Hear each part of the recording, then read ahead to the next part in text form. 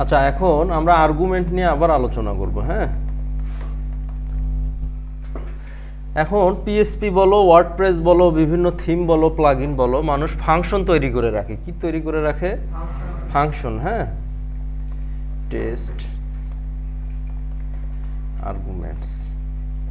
আচ্ছা, এই ফাংশনটা তৈরি করে কেন রাখে? ফাংশনটা কেন তৈরি করে রাখে? যেমন এর মধ্যে আমি হচ্ছে একটা ইকো করলাম, একটা কন্ডিশনাল ডেটা স্টোর করব এর মধ্যে। হ্যাঁ, যে ইফ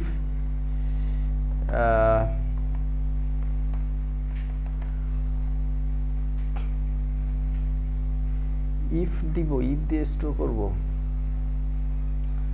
আচ্ছা, একটা ভেরিয়েবল নিলাম ফ্রুটস,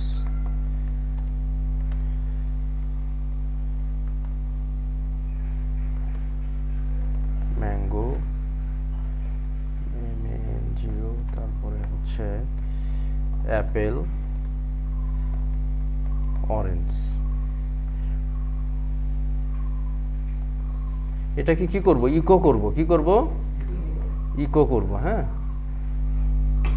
তো ইকো করলেই কি এটা শো করবে?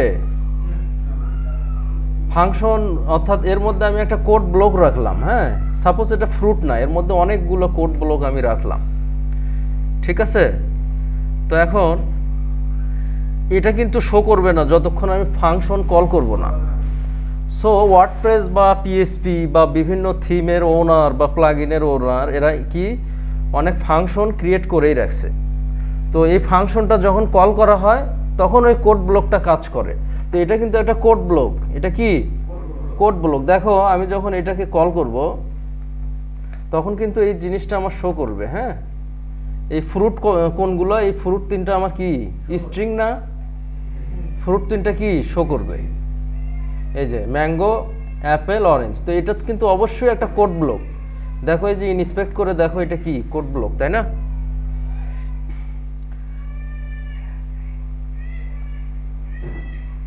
আচ্ছা,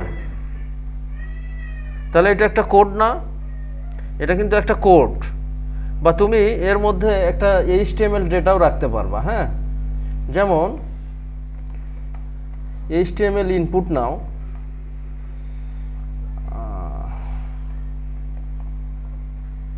সাবমিট ইনপুট, এখানে নাও হচ্ছে টাইপ কি সাবমিট।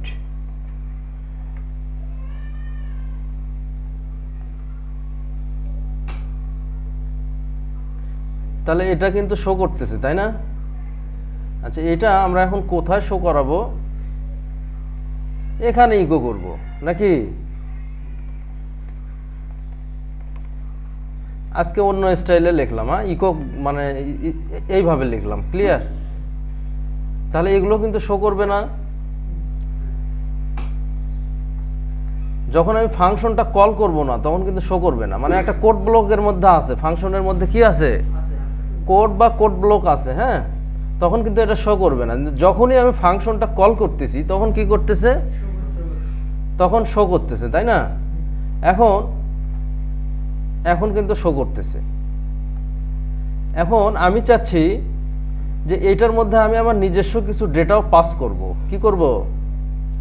নিজস্ব কিছু ডেটা কি করব? পাস করব। হ্যাঁ, সাপোজ আমি এইখানে একটা ভ্যালু দিব। কি দিব? এই ইনপুটের মধ্যে একটা ভ্যালু দিব। কি দিব? ভ্যালু, মানে বিল্ট ইন ভ্যালু দিব। আচ্ছা, ভ্যালুটা আমি কি দিব? যে ফ্রুটস। তখন কিন্তু ওইটাই শো করবে। ফ্রুটটা ওর মধ্যে শো করবে। কার মধ্যে? ফ্রুটটা কার মধ্যে শো করতেছে? এর মধ্যে। আমি চাচ্ছি যে এটা ইউজাররা দেবে। কারা দেবে? আমি চাচ্ছি যে এই ভ্যালুটা কারা দেবে? ইউজাররা দেবে। তো সেটা সম্ভব হবে না। হ্যাঁ, আচ্ছা, তাহলে আমি এখানে একটা আর্গুমেন্ট নেব। হ্যাঁ, ইউজার ভ্যালু। কি নিব? User value. এই আর্গুমেন্টটা এখানে ইকো করব। কোথায় ইকো করব? এখানে কি করব? ইকো করব। তাহলে প্রথম দুটো সিঙ্গেল কোটেশন নাও। আমরা শর্ট হ্যান্ডে পিএসপি লিখব। শর্ট হ্যান্ডে কি লিখব? পিএসপি লিখব। তারপর দুটো ডট নাও। এই ডটের মধ্যে ইকো করো, কি করো, ইকো করো। এখন কিন্তু এটা আনডিফাইন্ড দেখাবে, কি দেখাবে, এই ভ্যালুটা আনডিফাইন্ড দেখাবে, ভ্যালুটা কি দেখাবে, আনডিফাইন্ড দেখাবে, অথবা একটা সিনট্যাক্স এরর আসবে, কারণ আমরা আর্গুমেন্টের ভ্যালু দেই নাই। তো আগে ভ্যালুটা কি ছিল, ফ্রুট, আগের ভ্যালুটা কি ছিল। তো এটা যদি এখন ইউজার দেয়, অর্থাৎ এই ফাংশনটা কিন্তু ক্রিয়েট করাই আছে, আমি ইউজার বা ডেভেলপার এটা কল করতেছি, কি করতেছি, কল করতেছি, তাই না। আচ্ছা, তাহলে ফ্রুট দাও এখানে, এফ ফ্রুটস।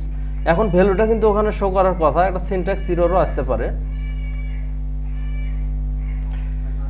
আসছে না ওর মধ্যে, আসছে কি না।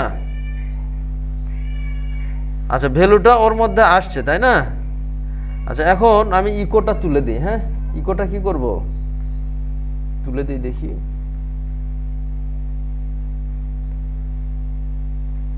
আচ্ছা, এখন এই ভ্যালুটা প্রিন্ট হচ্ছে না কেন, আমরা সেটা দেখব। হ্যাঁ, তাহলে এবার বুঝতে পারছো, ইউজারের ডেটাও অনেক জায়গায় প্রয়োজন হয়।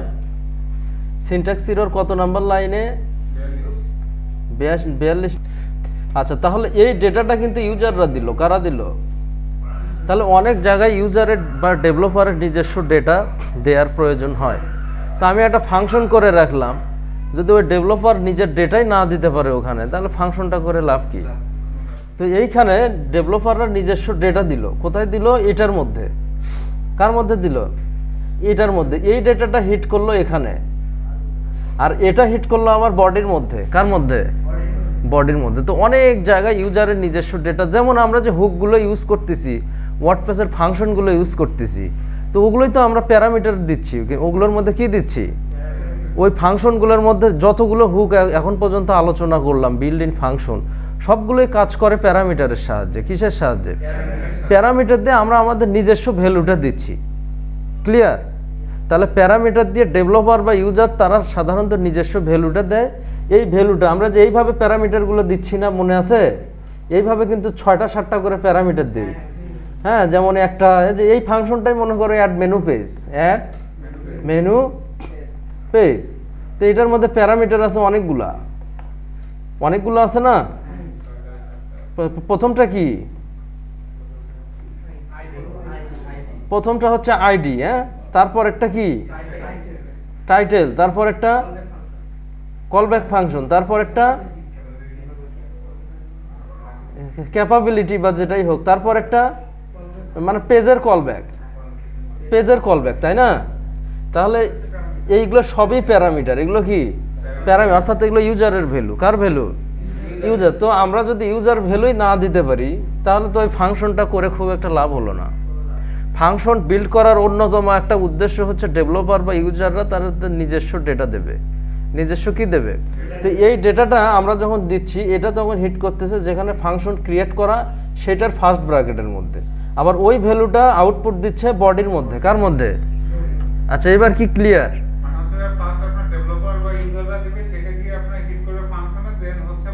বডিতে। ক্লিয়ার কি এখন। হ্যাঁ,